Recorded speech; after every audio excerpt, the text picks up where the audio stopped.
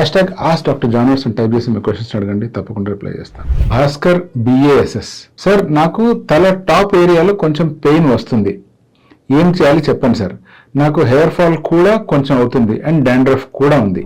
Inflammatory కారణాలు ఉండి hair loss అవుతుంది అనుకోండి, తల పై భాగంలో నొప్పి అనిపించడము, జుట్టు దువ్వినప్పుడు అంటే ఒక సైడ్ నుంచి ఇంకో సైడ్కి పార్ట్ చేసినా లేదా దువ్వుకోవడానికి వేరే హెయిర్ స్టైల్ ట్రై చేస్తున్నా కూడా దువ్విన ప్రతిసారి హెయిర్ బెండ్ అయినా లేదా హెయిర్ స్ట్రైట్గా ఉన్నా లైట్గా పెయిన్ ఎక్స్పీరియన్స్ చేస్తూ ఉంటారు. దీన్ని మనం ట్రైకోడైనియా అంటాం. యూజువల్గా ఇది ఎందుకు జరుగుతుంది అంటే హెయిర్ రూట్ ఏరియాలో సబ్ క్లినికల్గా అంటే బయటికి ప్రత్యేకించి సిమ్టమ్స్ ఏమి కనపడకున్నా కూడా ఆ ఏరియాలో మైల్డ్ ఇన్ఫ్లమేషన్ అనేటువంటిది ఉంటుంది.